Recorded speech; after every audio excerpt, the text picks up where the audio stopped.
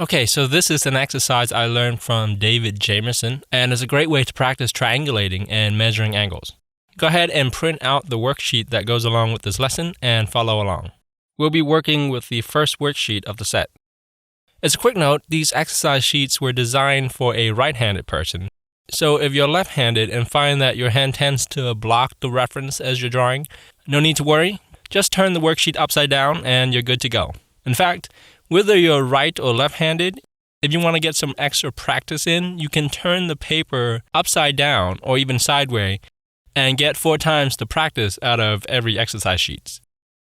By the way, if you enjoyed this lesson, be sure to check out the full Drawing Fundamentals course at mydrawingtutorials.com/basics. It's designed to teach a complete beginner all the basic skills they'll need to become successful at drawing. Okay, back to the lesson. By the way, I'll be using a colored pencil for this demo, but please feel free to use whatever drawing tool you like. I'm just using the color pencil because it shows up better on camera.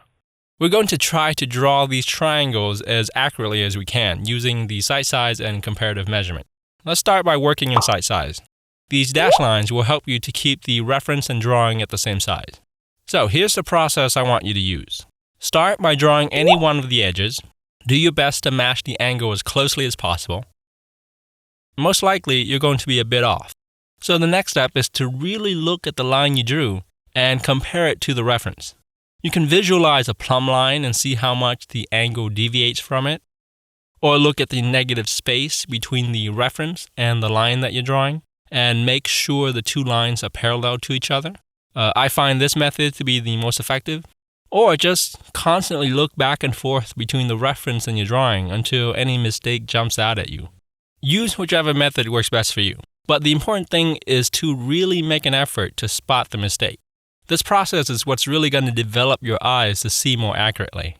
Once you feel comfortable that you know what the mistake is, if there's any at all, make a mental note of it or even say it out loud to yourself. For example, you might say, this line is too steep or too flat, or it needs to be rotated to the left or right more, whatever the case may be. In this case, the line looks way too steep and the top needs to be rotated to the left. Next, use your pencil or divider and check the angle to see if your diagnosis was correct. In this case, I use the horizontal dashed line as my constant and align one of the edge of the divider with it and align the other edge with the line I'm measuring. Compare that with the drawing and sure enough, the top of the line needs to be rotated to the left. If your diagnosis is right, go ahead and correct your mistake and double check to make sure that it is right. In this case, we got a lot closer, but the bottom of the line needs to be rotated to the left a tiny bit.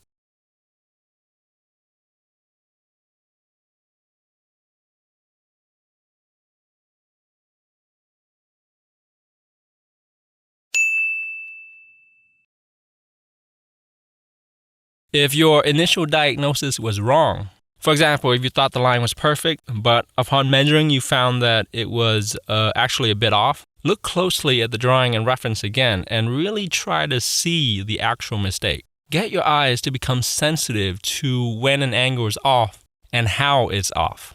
Once you're able to see this, correct the mistake and then double check to make sure that it's right. Now we can do the same for the second edge. Make your best guess at matching the angle. Scrutinize the line and try to spot any mistake. In this case, the line looks pretty close, and I'm having a hard time seeing a mistake. And I'll use the divider to check.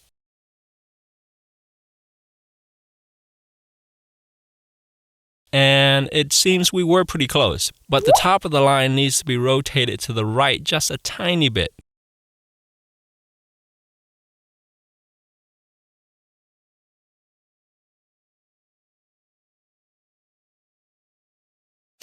Much better. And now for the last edge. This line looks pretty darn close as well. Now let's check.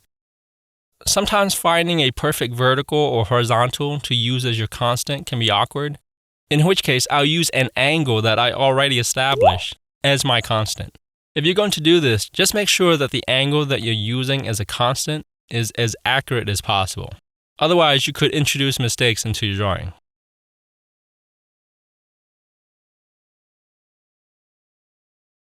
And if we did a good job on all the angles, we should end up with a perfect or almost perfect match of the reference. Now, since we're only human, a little bit of inaccuracy is to be expected, so don't stress out too much about it. That being said, go ahead and look over your drawing to see if there's any mistakes that needs fixing. Once you're happy with it, clean up the lines. I like to add some line weight variations by making certain segments darker and thicker than others. This helps to make the drawing a little bit more interesting. Next, we draw the same triangle again using comparative measurement in the space below. Establish the first edge using the same process as before.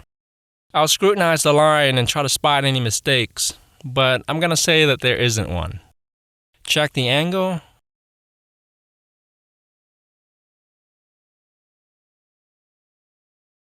And it looks good. Now, I'll decide how big or small I want the triangle to be. I'll make this one smaller than the reference. On to the second edge.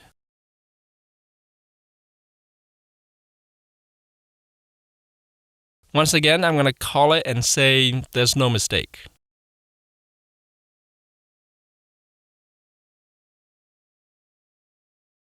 And this one looks good as well.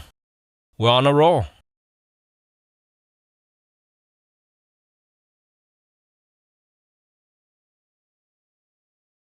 And I don't think there's any mistake with the third edge either.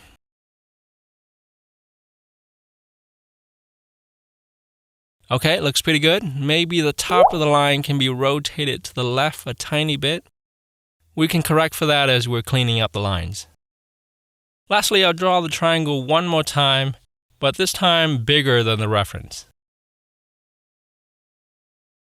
Okay, I think the line is accurate, but I'm not super confident. Bigger shapes tend to be a little bit more challenging because it's harder to maintain accuracy with longer lines.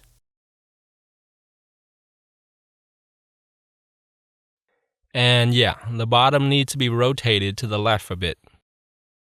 Since I wasn't able to spot this mistake just with my eyes, now that I know what the actual mistake is, I'm going to compare the reference and the drawing again until I can discern the mistake for myself. Imagine your eyes are like bloodhounds, and you're giving them the scent of what a mistake looks like. The more you do this, the more finely tuned your eyes will become. Once I'm satisfied that my eyes have seen the mistake clearly, I'll go ahead and correct it in the drawing. And just keep repeating this process until the shape is complete.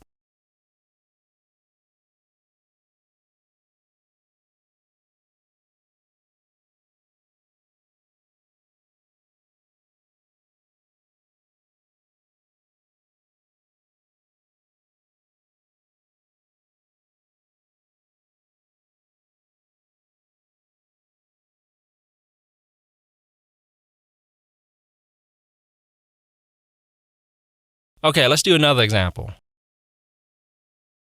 I'll establish the first angle. I find it really helpful to look at the negative shape between the two lines. This time I'll use the pencil to measure the angle. I'll hold the pencil just above the paper and touching the tip of my thumb and index to the paper to stabilize my hand. And the line looks pretty good. Next, I'll do my best to estimate the length of this line. And we can check it with the divider. Then I'll draw on the second edge.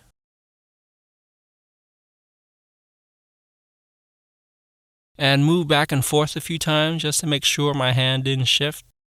Looks good. And now for the last edge.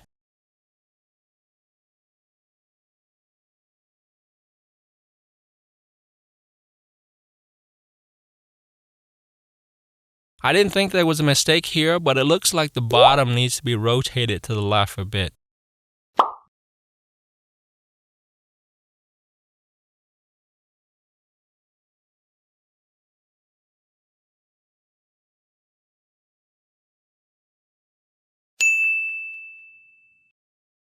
Okay, once again, I'll draw the smaller version of the triangle down below.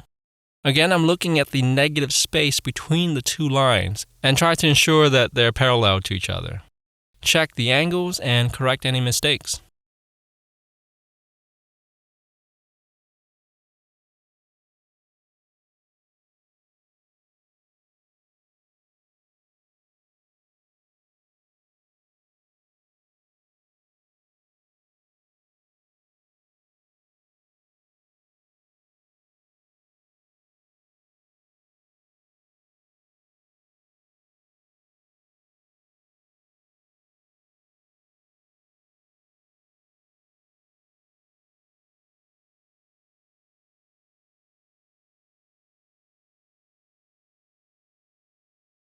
And lastly, I'll draw a bigger version of the triangle in the remaining space.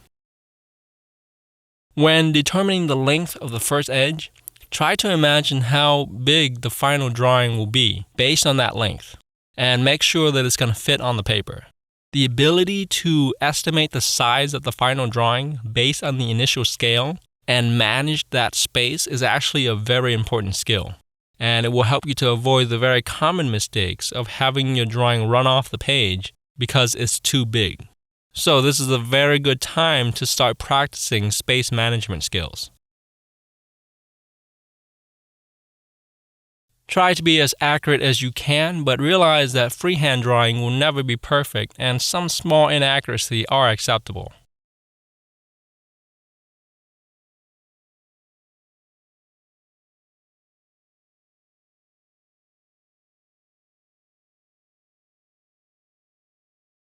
This exercise will train your eye to become more sensitive to angles and triangulating.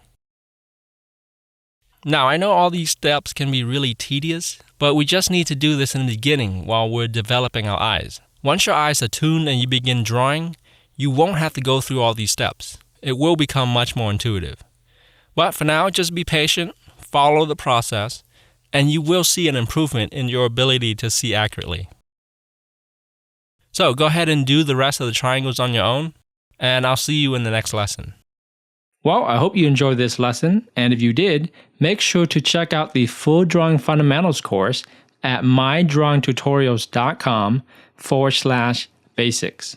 You'll get tons of additional lessons and step-by-step exercises and learn things like how to draw anything accurately from observation, how to construct and draw objects from your imagination, how to shade realistically, and a whole lot more. So if you're ready to improve your drawing skills, head over to mydrawingtutorials.com/basics or click the link below.